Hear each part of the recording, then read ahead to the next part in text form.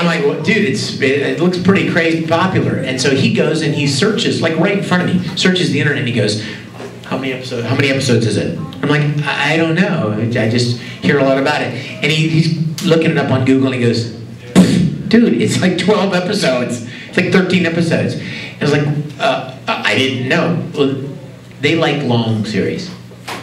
They like Dragon Ball Z's, and they like the Bleaches and the Narutos.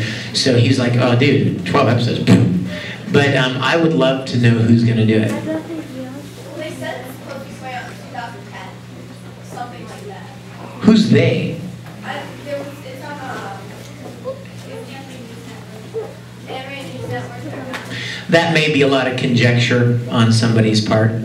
Somebody may go, oh, it was licensed, therefore it'll probably be out here.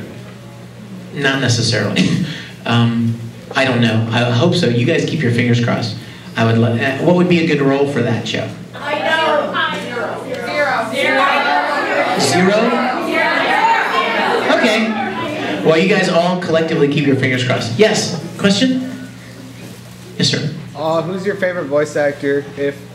Well, don't say yourself though. Oh, I'm not my favorite, believe me. I can't hardly stand it sometimes. I'm like, oh God, that was a horrible performance. But I mean, you know how loud you are. You're critical of your own work. You know what? My favorite, this is a tough question. My favorite voice actor is my favorite voice actor because of my friendship with him. Not necessarily because, oh, he's the greatest ever. He is a great voice actor. But my favorite voice actor because he's a dear friend is Steve Bloom. Yeah. See, but then as soon as I say that, I think of other people that I just love to death. Chuck Huber is a great friend.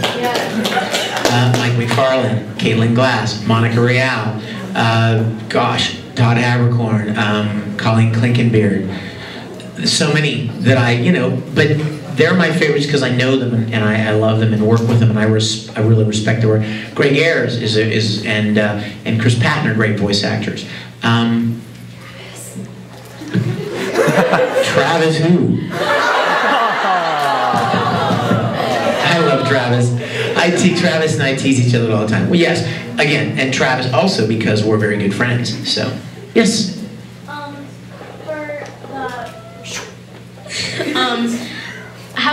How do you like for Dark Mousy, how do you like, since he's like so mellow, how do you like do that? Well, you don't think I'm mellow? Well, like, he's so mellow. How do you like calm down? I can be calm if I need to be. We could sit around all day and I'll just be calm. Again, same answer. Acting. I may not be calm, but I can pretend to be calm. Yes? All the characters you've done, which one has affected you the most? Oh, that's a great question. It would have to be Ed. But the reason why is, there are several reasons why. Number one, if you think about it, a lot of anime series are like 26 episodes, right? Full Metal was twice that. And then when you add the OVAs and the video games and the movie, I spent more time playing Ed than probably any other character I've played. Edward typically would have 200, 300 lines in one episode. That's a lot of Ed. That's a lot of working with that character, you know what I mean? So, and then when you add to that the fact that he was such a great character with so many emotional facets and relationship with his brother and Winry and Mustang and all of them, he was a great role to play. And I really, when we went back to do the OVAs, we went back to do the Full Metal OVAs, I just absolutely loved it because it was so much like, returning, you know what I mean, to this character that I played for 3 or 4 years. And it was just so neat to be doing it again. And I was so afraid that I wouldn't sound like that anymore. You know? Like poor Aaron. Aaron was 12, 13 years old when he recorded Al, and like back then he was like, brother. Well, now he's like, brother.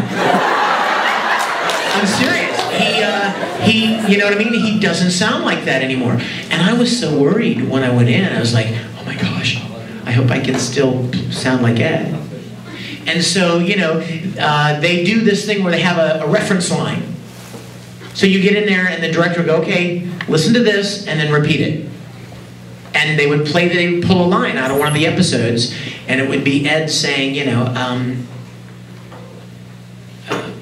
I'll do whatever it takes to get your body back. You know, and then I've got to go, I'll do whatever it takes to get your body back. And try to match it, tone and pitch and stuff. And then they make the adjustments to make sure that I can still sound like the character. And when they did it, I'm like, oh, I'm so relieved. Because I was so afraid, especially with Brotherhood coming. So I would say Ed would probably have to be my, you know, one of the most impactful roles I've played. Anybody that has not asked a question yet? Tom McGee. You may ask as many questions as you like. No, I'm just, yes. I heard you had auditioned for Viral from Gurren Lagann. What'd your voice sound like? Viral. I did more than audition. We recorded 9 or 10 episodes of that show. I mean, she's talking about Gurren Lagann, for those of you who don't know. ADV originally had the license to Gurren Lagann. And I was cast as Viral. And my Viral was much more virile. That didn't sound right.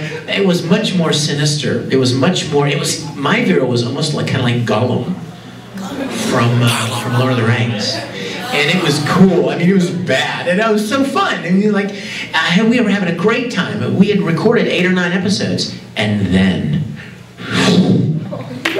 the hammer dropped, and there were some licensing problems, and ADV lost the license to Gurren Lagann. So then somebody else picked it up in Los Angeles, and the good news was that the producer wanted me to audition for Viral again, and he wanted it to sound more like the original, which is just a very, very low and kind of smooth, you know, I'm going to eat you for lunch. Right? And so I auditioned, and he called me, and he's like, everybody loves you, you're our first pick. And then they found out that I didn't live in LA.